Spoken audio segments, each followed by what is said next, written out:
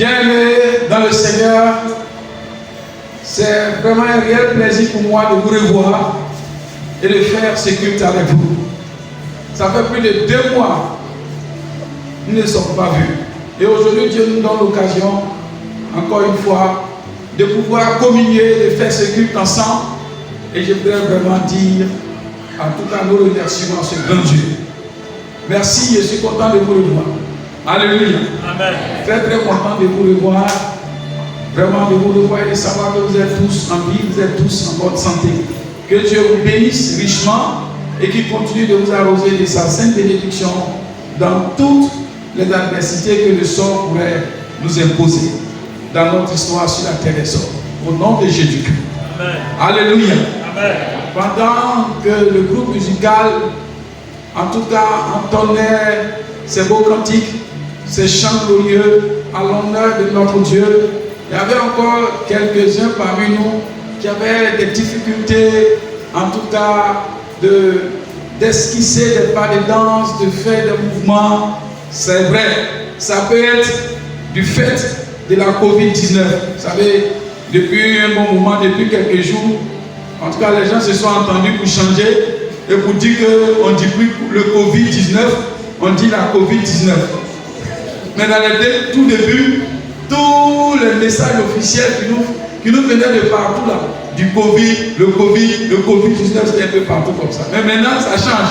Donc désormais, sachez qu'on ne dit plus le Covid-19, on dit la Covid-19.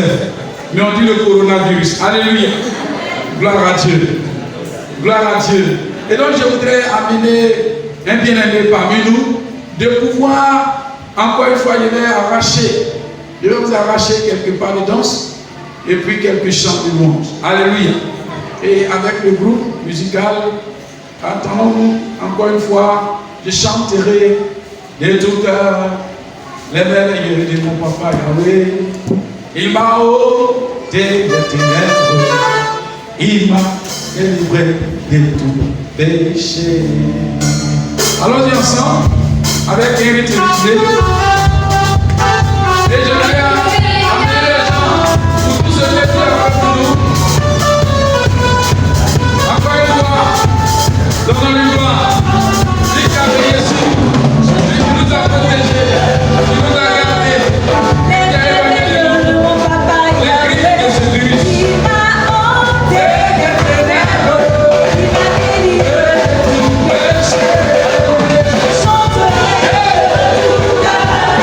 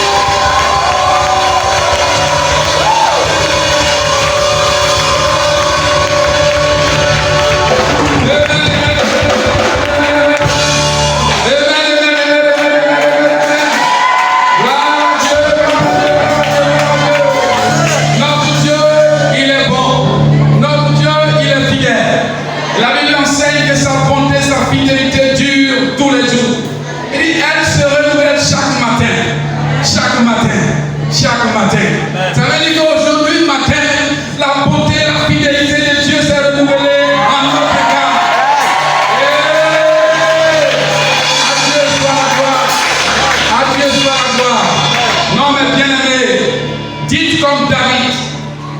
Il pouvait dire à son âme, il dit, mon âme, certainement tu peux oublier tout, mais je t'en conjure, n'oublie aucun bienfait de l'Éternel.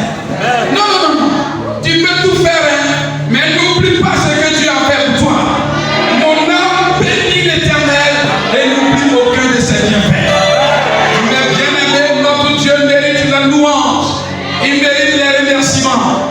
Regardez cette pandémie qui a frappé tout le monde entier, qui a secoué l'orgueil des hommes, qui encore aujourd'hui continue de faire son chemin dans nos cités, dans nos différentes cités. Hein? Il a fait irruption quelque part dans la Chine populaire. Et tout doucement, ce virus a gagné tout le monde entier, frappant tout sur son chemin, arrêtant les activités, les événements, perturbant tous les transports et en tout cas épuisant nos économies au maximum, tuant sur son chemin des vies humaines. Et même ceux aussi qui ont connu en tout cas la vie sauve, on réalise qu'ils ont certainement été secoués. Mais dans tout ça, vous et moi, nous n'en sommes pas victimes. Personne n'a été infecté. En tout cas, vous pouvez me donner l'information. Si au milieu des filiales de Kouma 605, il y en a eu, après, donnez-moi l'information. Mais jusqu'ici, personnellement, je n'ai reçu encore de nouvelles attestant que l'un d'entre nous a été infecté par le coronavirus. Qui a fait ça? C'est Dieu. Pendant plus de 2 mois, personne n'a été touché. Et nous revenons dans la maison de Dieu. Et certainement, on est en train de s'enregistrer. On est en train de se compter. Et je réalise que sans doute, nous sommes tous au complet. Grâce à Dieu.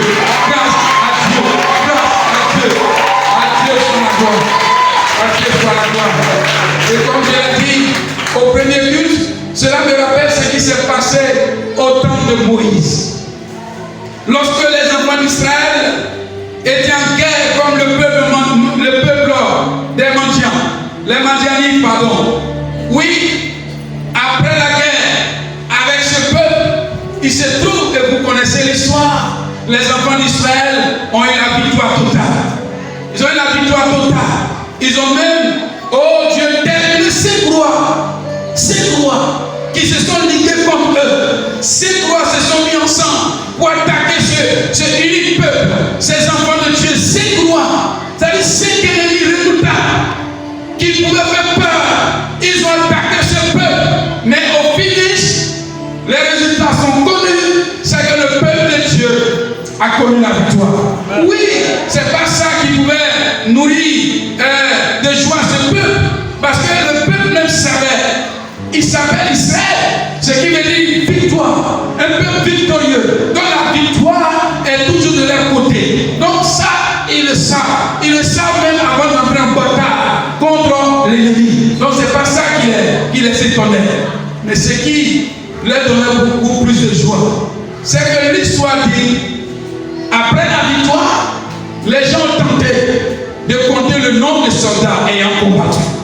Et après la victoire, ils ont compté le nombre de soldats ayant combattu. Et on commence à compter. On compte. Et puis, ceux qui ont fait les comptes, ils sont venus rapporter ceci à Moïse. Il dit, Moïse, tes serviteurs ont fait le compte des soldats qui étaient sous nos ordres. Et il ne manque pas un homme d'entre nous. Il ne manque pas un homme d'entre nous. Il ne manque pas un homme d'entre nous. Nombre 31, le verset 49. Mais bien aimé, cette histoire se répète. Cette histoire se répète. Cette histoire se répète. À la suite de cette pandémie, nous sommes en train d'aller certainement dans un déconfinement total. Mais déjà, dans ce déconfinement partiel, on note que tous, nous sommes au grand nombre. Oh, mes bien-aimés, vous ne pouvez pas imaginer combien je suis content de vous revoir. Combien je suis content de vous revoir. Et cela me fait dire, Dieu est vraiment fidèle. Il n'abandonne pas. Il est le Dieu qui protège. Il est le Dieu qui sauve. Oui, c'est lui le Dieu qui sauve. C'est lui le Dieu qui sauve. Il ne trahit pas. Il ne ment. jamais trahi un jour. Il ne m'a jamais trahi un jour. Depuis que je suis dans la main du Seigneur, il ne m'a jamais trahi un jour. Il ne m'a jamais abandonné. Il ne m'a jamais abandonné. Depuis que je suis dans la main du Seigneur, il ne m'a jamais abandonné. Il ne m'a jamais délaissé. Oh, jamais. Il ne m'a jamais délaissé. Depuis que je suis dans la main du Seigneur, il ne m'a jamais délaissé. Alléluia. Oui, il ne nous a pas délaissé. Je suis tellement dans la joie que je ne sais même pas s'il faut encore prêcher. Est-ce que cela ne suffit pas? On dit, quelle conduite faudra-t-il afficher pendant les moments difficiles? Tel est le thème qui vous a été certainement prononcé. Oui, mais ce thème a un fondement. Et le fondement vient d'être lu. Le fondement, c'est 2 Timothée. 2 Timothée 3 et les versets que vous venez d'entendre dans la bouche de votre serviteur. Je ne vais pas m'attarder là-dessus. Mais je sais que les ténèbres ne dureront pas toujours sur la terre des hommes. Ésaïe 8, 23. Il dit, les ténèbres ne régneront pas toujours sur la terre où il y a maintenant des angoisses. La maladie, le banditisme, le vol, etc., que vous pouvez imaginer et citer ici. Mais je puisse vous dire que Dieu fera en sorte que les ténèbres, à un moment donné, disparaissent. Le texte qui a été lu est une exhortation qui démontre la manifestation de l'affection de l'apôtre Paul à l'endroit de son fils Timothée, mais aussi l'encouragement qui lui donne afin de pouvoir tenir ferme quand les moments deviennent fâcheux, dans les moments difficiles, dans les moments tumultueux, dans les moments redoutables. Parce que déjà au premier verset, il dit, sache mon fils Timothée, que dans les derniers temps, les temps seront difficiles. Si vous plongez dans le fond de ce passage, vous allez voir que le mot grec qui a été traduit en français par difficile est un mot qui normalement veut dire redoutable. Donc c'est comme si Paul disait dans les derniers jours, les temps seront redoutables. Et ce n'est pas pour amener son fils à avoir peur, mais déjà c'est une façon pour lui de l'avertir afin de ne pas être surpris quand il verra ces choses se passer, mais aussi il est resté debout malgré tout ce qui pourrait se passer, malgré l'adversité qu'il peut connaître.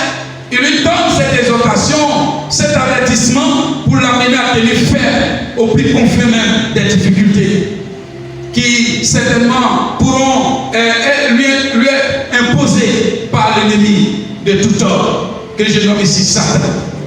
Et il a commencé à énumérer les caractéristiques, tout ce qui peut nous amener à comprendre que les temps seront difficiles. Il a commencé à égrener toutes ces caractéristiques-là dans ce passage. Il dit, quand tu verras certainement des gens remplis d'égoïsme, sache que nous sommes dans les derniers jours. Un égoïste, vous le savez, c'est quelqu'un qui n'est pas prêt à partager ce qu'il a. Tout est centré sur sa personne.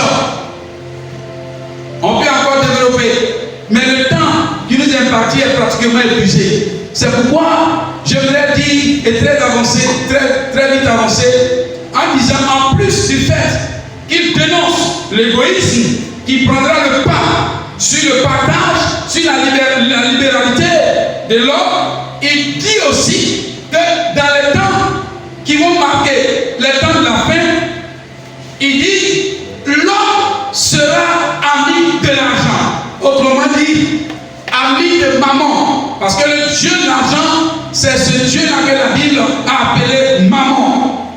Quand quelqu'un aime l'argent, mon frère, on n'a même pas besoin de te le dire, tu vas le savoir. Souvent, à cause de l'amour, l'argent que les gens ont dans leur voiture, pour se moquer de celui qui n'en a pas, quand ils voient l'eau, ils t'éclaboussent. C'est-à-dire, l'amour de l'argent même l'amène même à t'éclabousser et s'en fout. En tout cas, si tu as une fois fait ça, sache que l'amour de l'argent t'avait dominé à un moment donné. À cause de l'amour de l'argent, des gens sont prêts à livrer leur corps pour avoir de l'argent. À tuer, à tromper, à extorquer autrui. Ne serait-ce que pour avoir de l'argent, ils sont prêts à tout faire. Et quand l'amour de l'argent tient le cœur de l'homme, c'est grave pour notre cité.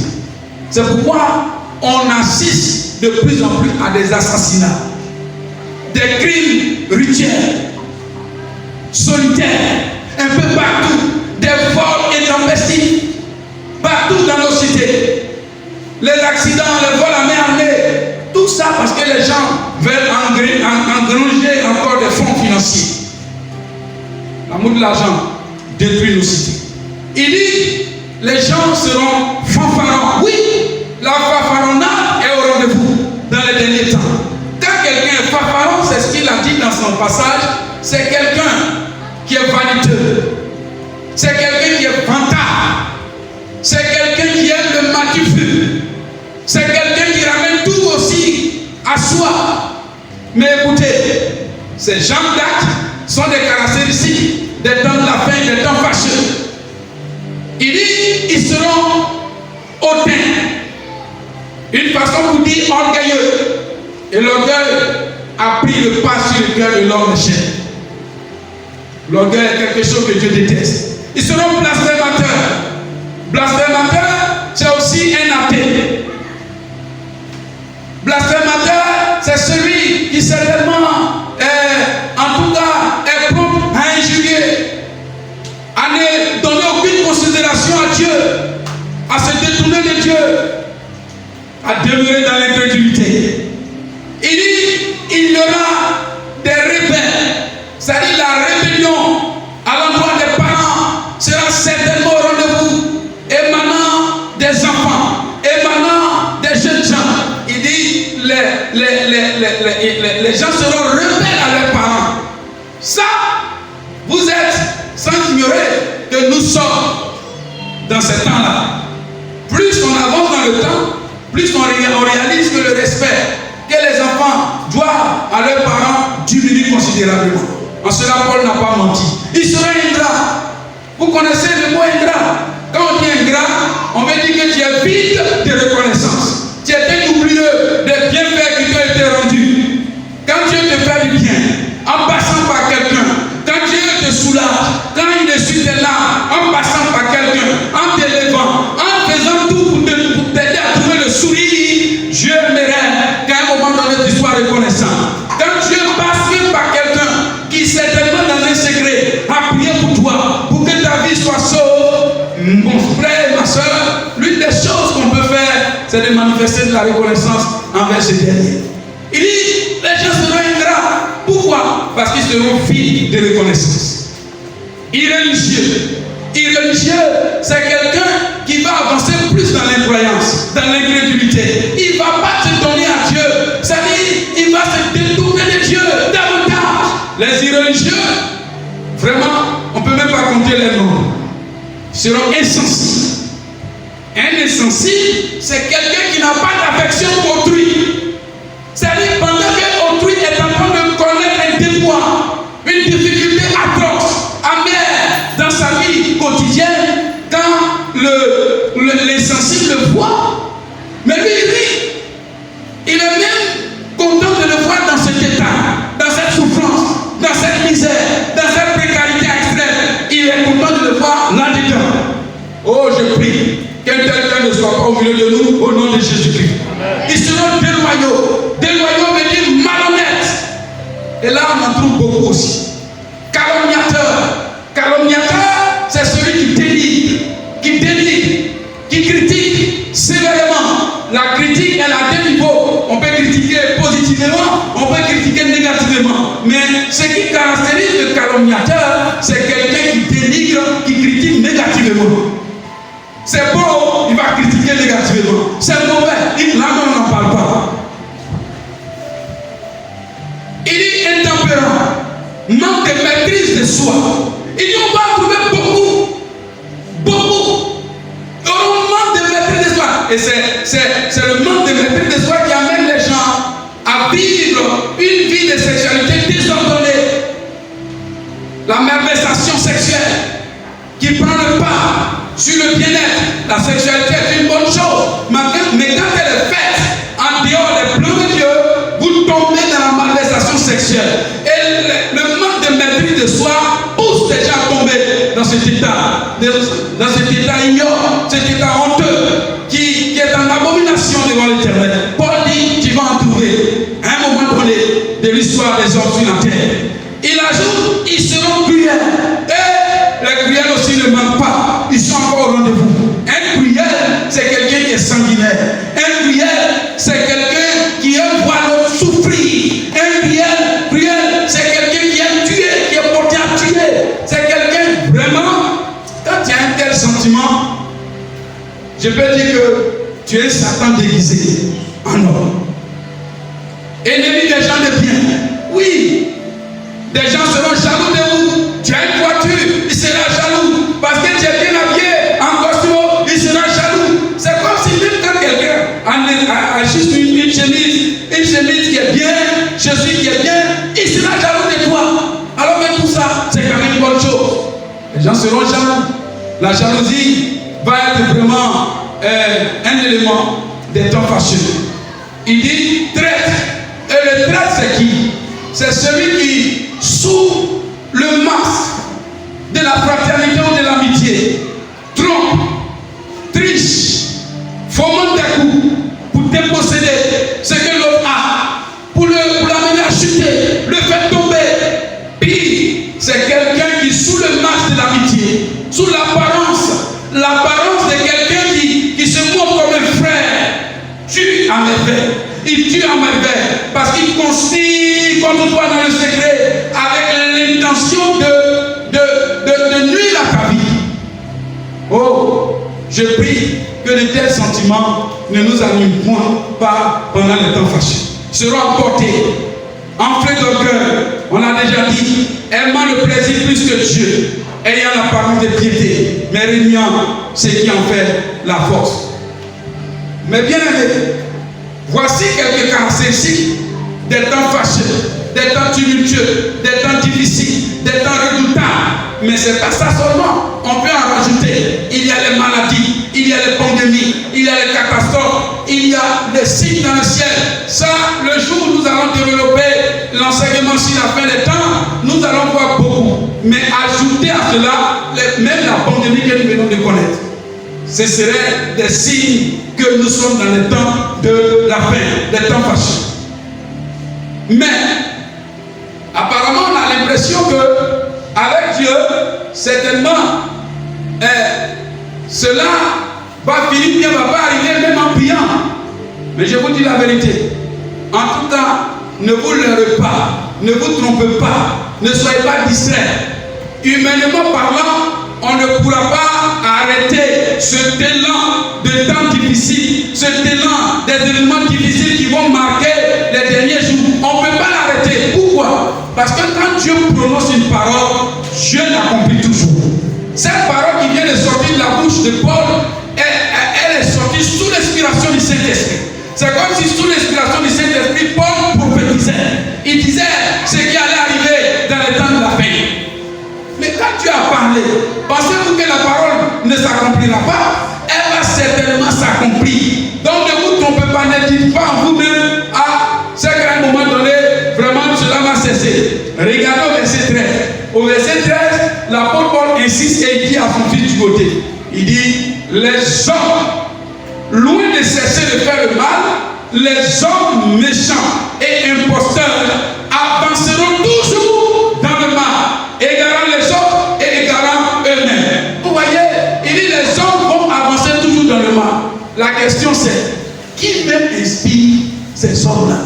Et puis, ils n'arrivent pas à se retenir.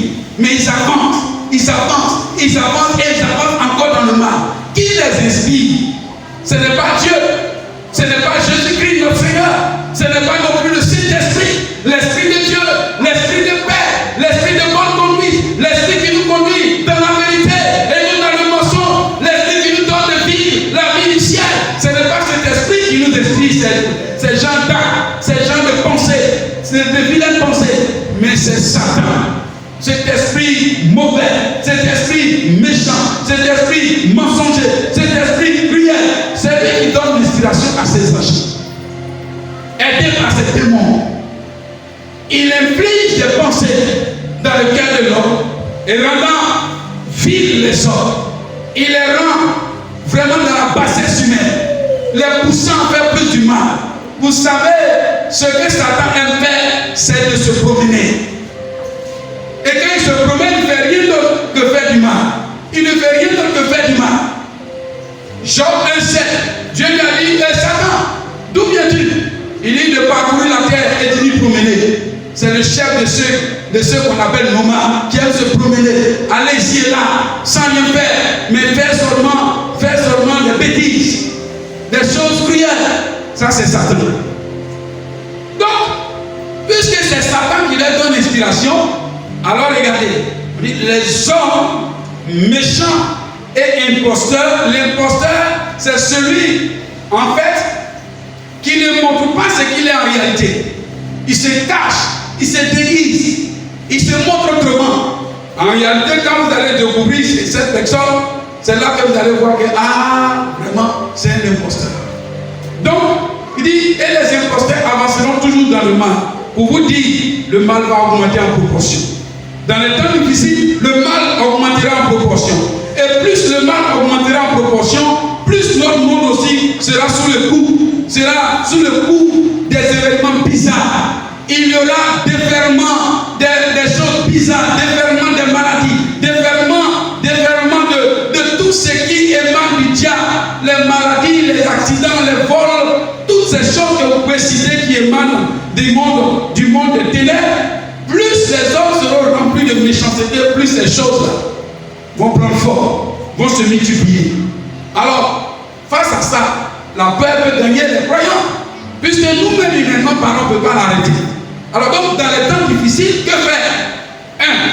Paul dit à son fils, sache que dans les derniers temps, les temps seront difficiles. Ce n'est pas pour l'amener à avoir peur. Donc, Paul est en train de recommander à son fils, il ne faut pas avoir peur. Sois sans crainte, reste ferme. Un peu comme lors de la traversée de la mer Rouge. Les enfants d'Israël étaient en train de tituber, pleurnicher, pleurer. Parce que voyant l'autre ennemi, les Égyptiens, qui venaient, non pas pour leur faire du bien, mais pour les tuer, pour les amener à trépasser. Alors, au moins s'ils avaient la possibilité d'avancer dans le chemin, malheureusement, il y avait une autre barrière. Et cette barrière, c'était la mer Rouge elle-même. Donc, que faire dans cette impasse? Si vous lisez l'histoire, quand ils ont commencé à murmurer, pousser des cris de douleur, de lamentation interne, mais aussi externe, Moïse leur a dit, écoutez, enfants d'Israël, soyez sans crainte, restez tranquilles. Quelqu'un a dit, tranquillement, tranquille. Le mot, l'expression là, par moment, j'aime prendre ça aussi. Sois tranquillement, tranquille. Alléluia. Et pour finir, il dit, restez tranquille. Autrement dit, ne fuyez pas. Mais regardez la délivrance que Dieu est en train d'opérer. Oh, Dieu est bon, mon frère. C'est vrai que les temps seront difficiles. Beaucoup. Mais j'ai quelque chose à vous dire. N'ayez pas peur, vous les croyez. Paul ne nous dit pas ça pour avoir peur. Mais c'est pour nous amener à prendre conscience et à ne pas être surpris quand nous verrons ces choses se passer telles quelles. Et redoubler de courage, de ténacité, de force, de nous laisser fortifier par Dieu et Dieu seul face à toutes ces adversités quand nous les verrons s'accomplir. Vraiment, bien aimé, je vais vous dire une seule chose. Je vais vous dire une seule chose. N'ayez pas peur. Dieu est là et il ne va jamais nous abandonner. Alléluia. Il ne va jamais t'abandonner. Je prie que même après coronavirus, il est vrai qu'on n'a pas encore su ce que Satan prépare encore. Puisqu'on nous dit qu'il y aura toujours la méchanceté d'action de la part de l'homme, on ne sait pas ce que Satan prépare encore. Peu importe son attaque. Mais je prie que Dieu qui a dit de rester sans crainte, inébranlable, il est là pour vous sauver, quelle que soit la situation. Une deuxième conduite à tenir dans les temps difficiles, il dit adopter une conduite sainte et responsable. Quand vous lisez, il a dit à Timothée, quand tu verras ces gens-là foncer plus dans le mal, être égoïste, être traître, s'adonner au mal, s'adonner à tout ce qui est gauche, et même l'homosexualité, la pédophilie, la sodomie, etc., etc. Quand tu verras des gens traîtres, des gens qui aiment trahir, des gens qui sont dans l'orgie, qui aiment le plaisir plus que Dieu, des gens qui donnent l'apparence d'être enfants de Dieu mais qui ne le sont pas, en réalité, quand tu vois leurs fruits, tu le sais. Car la Bible dit, et de la bouche de Jésus, il dit, on les reconnaîtra à leurs fruits. Donc, par ce qu'ils montrent comme vie, vous pouvez savoir s'ils sont en train de s'éloigner de Dieu ou pas. Il dit, quand tu verras ça, éloigne-toi immédiatement de cette personne. Ça veut dire que ton ami, ou bien ta petite amie, ou ton petit ami, que tu affectionnes beaucoup, si tu vois de tels comportements en lui, systématiquement, Paul t'exhorte à t'éloigner de lui. Oh, je veux voir les gens au milieu de vous, pendant ces temps difficiles, s'éloigner de tous ceux qui ne montrent pas une conduite sainte et responsable devant Dieu. C'est ce que Paul nous exhorte. Toi, il dit à Timothée, regarde, depuis ton enfance, tu connais les saintes lettres, autrement dit les saintes écritures. Encore une fois, tu connais la parole de Dieu depuis ton enfance. Et cette parole, tu sais qui te l'a confiée. Donc, appuie-toi sur la parole de Dieu. Mes frères, mes soeurs, il n'y a que la parole de Dieu qui est la lumière des hommes, qui peut vous amener à ne pas marcher dans les ténèbres. Parce qu'on ne connaît pas la volonté de Dieu tout le temps. Si on ne prend pas l'appui sur la parole, on ne saura comment marcher dignement devant Dieu. Donc, Paul dit à son fils, écoute, quand tu connais déjà les saintes écritures, appuie-toi sur elles et certainement, elles vont te rendre sage à salut. C'est pour dire que cette sagesse va te propulser dans le salut. Tu seras sauvé par cette sagesse. Je prie qu'alors que plusieurs sont en train de tomber par accident, par faute, AVC, coronavirus, toutes sortes d'adversités qui ont fait chuter les gens, je prie que la parole de Dieu que tu entends, que tu médites chaque jour, je prie que cette parole sur laquelle tu te bats pour te conduire puisse te maintenir debout au nom de Jésus. Face à toutes sortes de maladies qui vont faire trépasser les gens, je prie que toi, tu sois maintenu debout par la parole du Seigneur. Que ton travail soit debout par la parole du Seigneur. Que tes activités qui prospéraient avant une situation tumultueuse ou pas, prospèrent, restent debout par la parole du Seigneur. Oui, je crois que beaucoup vont tomber, mais toi, la parole de Dieu va te garder. Regardez, il y a 1000 morts à nos côtés, 10 000 à notre droite. Qui sommes-nous présentement? Nous sommes les vivants. Alléluia. Alléluia. Alléluia. La parole de Dieu va vous garder. Et je prie qu'elle vous garde aussi longtemps que vous vivrez au nom de Jésus-Christ. Car il dit, il est vrai de nous appuyer sur la parole, mais ça ne suffit pas. S'appuyer sur la parole est une bonne chose, mais plus que cela, il faut y demeurer. C'est pourquoi il dit, toi, demeure dans les choses que tu as apprises et connues et reconnues certaines. Ça veut dire que quand tu as entendu ça, tu as compris que c'est vrai. Il dit, alors si c'est vrai, demeure là-dedans. Autrement dit, reste fidèle à la parole du Seigneur. Ne sois pas infidèle. Ne te montre pas un chrétien qui joue à cache-cache avec Dieu. Aujourd'hui tu es avec lui, demain tu n'es pas avec lui. Il dit ne fais pas comme ça, mais garde la fidélité vis-à-vis de la parole de Dieu. Alléluia. La parole de Dieu peut te rendre sage. Amen. La Bible dit, toute écriture est inspirée de Dieu, utile pour enseigner, pour convaincre et pour corriger nos tares, pour corriger toutes les vilaines pensées et pour nous instruire aussi dans la justice. Que la parole de Dieu soit bénie. Pour terminer, je termine avec ce point. En plus de tout ce que je vais dire, gardez l'élan de la prière. Paul dit, c'est une façon aussi de dire à son fils, garde l'élan de la prière. Garde l'élan de la prière. Il faut prier. Parce que quand nous tournons nos yeux vers l'Éternel, notre Dieu, jusqu'à ce qu'il ait pitié de nous. Psaume 123, 2. Il dit, il faut que nous tournions nos regards vers Dieu jusqu'à ce qu'il ait pitié de nous. Donc dans les temps difficiles, continue de prier jusqu'à ce que Dieu ait pitié de toi personnellement aussi au nom de Jésus-Christ. Ainsi par ta prière, je vois le regard de Dieu se poser sur toi, sur ta maison, sur tes enfants et sur tous tes biens. Zacharie 9, 8. Regardez ce qui est écrit. Et c'est en votre nom. Dieu dit, je camperai autour de ma maison pour la défendre contre une armée, contre les allants et les venants, ceux qui aiment se promener. Et l'oppresseur ne passera plus près d'eux. Car maintenant mes yeux sont fixés sur elle, c'est-à-dire sur ma maison. Quand Dieu parle de maison, il parle de vous, il parle de moi, il parle de nous tous. C'est nous qui formons la maison de Dieu. Et Dieu dit qu'il va camper autour de nous. En quoi faisant? En fixant ses yeux sur nous. Or, pour que Dieu fixe ses regards sur nous, Psaume 23, Psaume 123, Dieu dit, tournons nos yeux vers Dieu. Autrement, prions Dieu jusqu'à ce qu'il ait pitié de nous. Oh, allons-y en paix. Mais en allant, je prie que par votre prière, dans les temps difficiles, que Dieu ne vous lâche point, mais que vous soyez toujours en vie. Bien-aimés frères et sœurs, tel état était l'exhortation que j'avais tant voulu partager avec vous. Soyez richement bénis au nom de Jésus. Amen.